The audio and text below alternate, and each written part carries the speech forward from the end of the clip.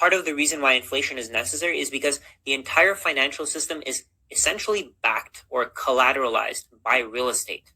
Think about how many people buy houses with money that they borrowed. If those real estate values start dropping and people start defaulting on their loans, the entire financial system could fall apart. This is why the Federal Reserve has to target a 2% inflation rate. The stock market only works because inflation is a way to devalue labor. It's a way to devalue human time.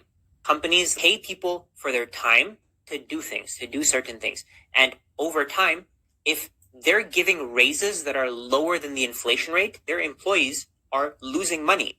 One of the biggest problems here is that some companies will always pay minimum wage no matter what. It doesn't matter how much their profits increase, they'll continue to pay minimum wage. The US federal minimum wage has been $7.25 for the last 15 years. In that 15 years, those $7.25 probably lost 30 to 40% of their purchasing power. What this means is that any companies that are paying minimum wage are getting a discount on labor over time while they're charging more for the products that they sell. Anybody who doesn't own stocks and doesn't own real estate is negatively impacted by inflation.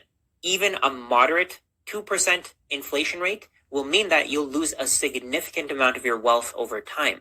One thing most people forget to consider is that prime real estate and stocks are not available to everyone in the world. If you don't own stocks and real estate and you save in dollars, your wealth is being devalued every single day. You can work as hard as you want.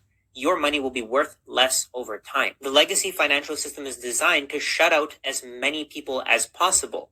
I recently went to Jamaica and I realized that most people there don't buy stocks. They don't buy real estate. They just save in dollars. They get US dollars and they save them. They keep them in their wallets. They keep them in their house. These dollars are losing value no matter what.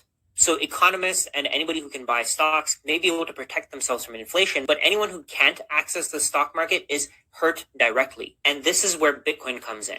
Historically, Bitcoin has had 75% returns without having to use debt. So it massively outpaces real estate. It also has a lot less risk than stocks. The best comparison for Bitcoin would be the US dollar or gold because Bitcoin is base layer money. Bitcoin has certain characteristics that make its price go up over time. One of those characteristics is that there is only ever going to be 21 million Bitcoin. On the other hand, the US dollar can be inflated at will. More and more dollars can be printed forever. The US government is in $35 trillion worth of debt.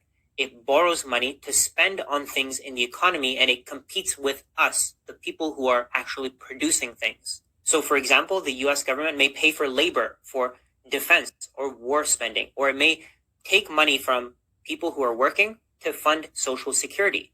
When it can't get enough money from citizens, it just borrows more money and it spends that. This number will always go up. Your cost of living will increase forever.